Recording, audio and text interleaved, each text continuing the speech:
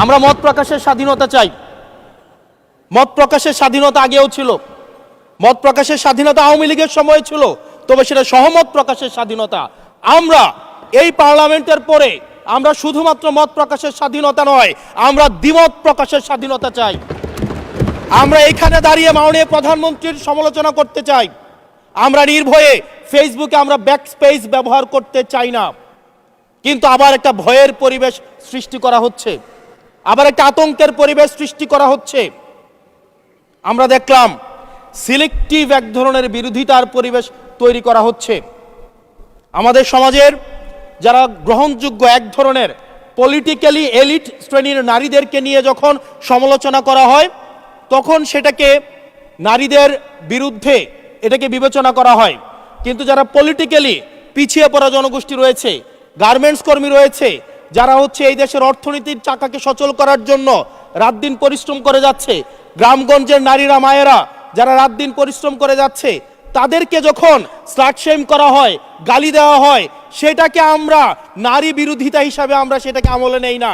এই ধরনের সিলেক্টিভ নারী বিরোধিতা করা, এই ধরনের সিলেক্টিভ নারী সমালোচনা করার যেই ধরনের প্রবণতা রয়েছে, সেই জায়গাগুলো থেকে মাননীয় স্পিকার আমাদেরকে বেরিয়ে আসতে হবে।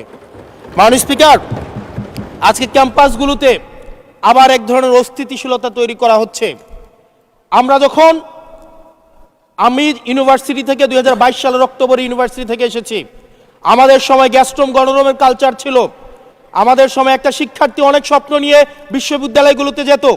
আমরা সেখানে দেখেছি ক্ষমতাসীন দল কিভাবে বিশ্ববিদ্যালয়ের শিক্ষার্থীদের তাদেরকে পুঁজি করে তাদের ক্ষমতা কাঠামোকে দীর্ঘমেয়াদী করার জন্য সেখানে বাধ্যতামূলক সেখানে রাজনীতি করাতো। আজকে সেখানে বিশ্ববিদ্যালয়গুলোতে আবার গ্যাস্ট্রোম গণরুম কালচার চালু করার প্রয়াস শুরু হয়েছে, আবার সেইখানে বাধ্যতামূলক রাজনীতির কালচার শুরু করা হচ্ছে।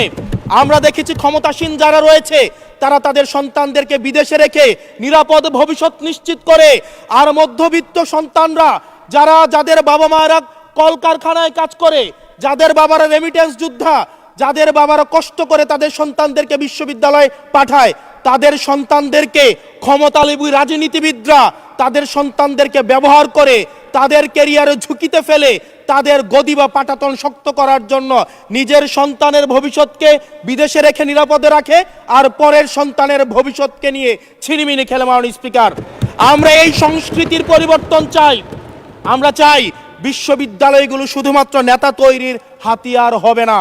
এই বিশ্ববিদ্যালয়গুলো গবেষণা, বিশ্ববিদ্যালয়গুলো পাঠচর্চা, বিশ্ববিদ্যালয়গুলো সেখানে এক ধরনের মনস্তাত্ত্বিক সমৃদ্ধি, এবং সেখানে হচ্ছে আমরা যেখানে গবেষণা হবে সেখানে আমরা বিশ্ববিদ্যালয়গুলো থেকে বুদ্ধিজীবী গবেষক আমরা হচ্ছে বাংলাদেশকে এবং জাতিকে উপহার দিতে পারবো। কিন্তু অত্যন্ত দুঃখজনক বিষয়, আজকে বিশ্ববিদ্যালয়গুলো শুধুমাত্র নেতা উৎপাদন করার এক ধরনের বিশেষ সার্কেলে পরিণত হয়েছে। মাননীয় স্পিকার, এই 36 জুলাই এই তরুণ প্রজন্মকে কি দিয়েছে? বক্তব্যের শুরুতে অনেককে স্মরণ করে আমরা 36 জুলাইয়ে, এই জুলাইতে যারা আহত হয়েছে, 17 বছর ধরে যারা নির্যাতিত নিপীড়িত হয়েছে, তাদেরকে স্মরণ করতে আমরা লজ্জা পাই। মাননীয় স্পিকার, তাদেরকে মুখ দেখানোর আমাদের জায়গা নাই, আমরা তাদেরকে কিছুই দিতে পারি নাই। আমরা একটা কাঠামোগত পরিবর্তনের জন্য আমরা আজকে এই সংস্কার, আমাদের কাঠামোগত পরিবর্তনের জন্য আজকে আপনাদের এই লড়াইটা ছিল, এই সামগ্রিক হাউজের লড়াই ছিল। আমি চ্যালেঞ্জ করে বলতে পারি, যদি 2009, 10, 11, 12, 13, 14 সালে আমি সংসদে বসে কিছুক্ষণ আগে আমি 2009 সাল পরবর্তী থেকে 12 সাল পর্যন্ত যেই সংসদের যে বিতর্কগুলো ছিল, আমি বিতর্কগুলো পড়ার চেষ্টা করছিলাম। মাননীয় স্পিকার, যদি আজকে এটা 2014 সালের সংসদ হতো, আর যে সংস্কার প্রস্তাবগুলো এই পাশ থেকে দেওয়া হয়েছে, ঐকমত্য কমিশন থেকে দেওয়া হয়েছে, এই সংসদের একজনকেও খুঁজে পাওয়া যেত না যে এই সংস্কারের বিরুদ্ধে অবস্থান নিত। আজকে মানবাধিকার কমিশনকে ল্যাপস করে দেওয়া হয়েছে। মানবাধিকার কমিশনকে ল্যাপস করা হয়েছে, বারবার করে বলা হচ্ছে আরো শক্তিশালীভাবে হচ্ছে মানবাধিকার কমিশন নাকি উত্থাপন করা হবে।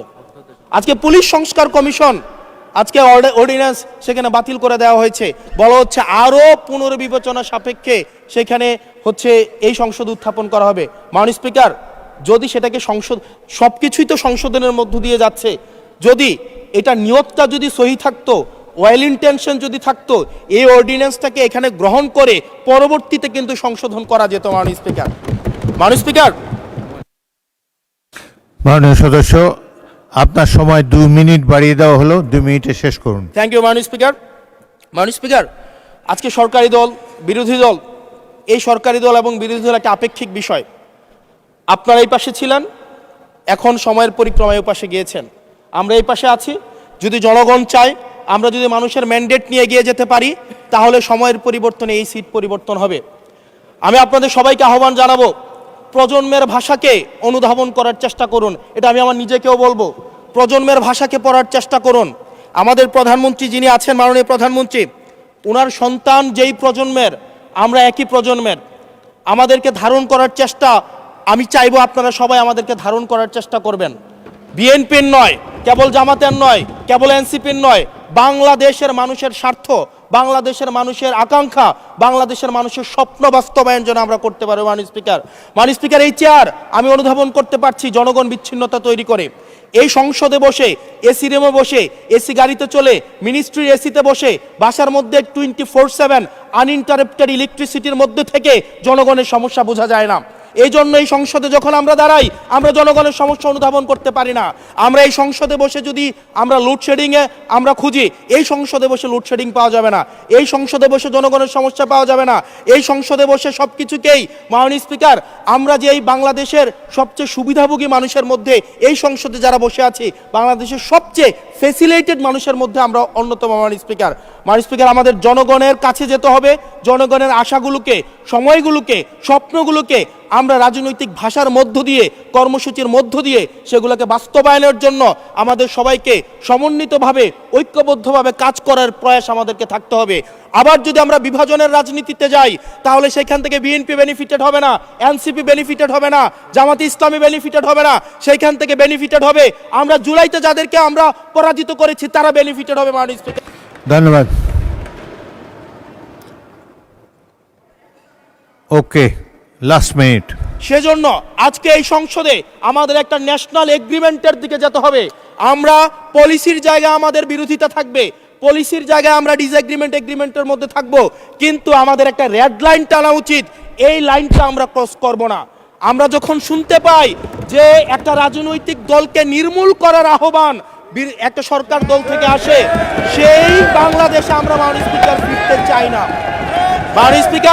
মাননীয় স্পিকার, আমরা এখানে আমরা কনস্ট্রাকটিভভাবে পলিসির জায়গা থেকে আমরা আর্গিউ করব, আমরা এগ্রি করব, আমরা ডিসএগ্রি করব, কিন্তু মাননীয় স্পিকার, নির্মূলের রাজনীতি, বিনাশের রাজনীতি, দমনের রাজনীতি, পীড়নের রাজনীতি যদি আমরা বাংলাদেশে আবার পরিচয় করাই, ইন্ট্রোডিউস করাই, সেইখান থেকে এই সংসদের কেউ বেনিফিটেড হবে না।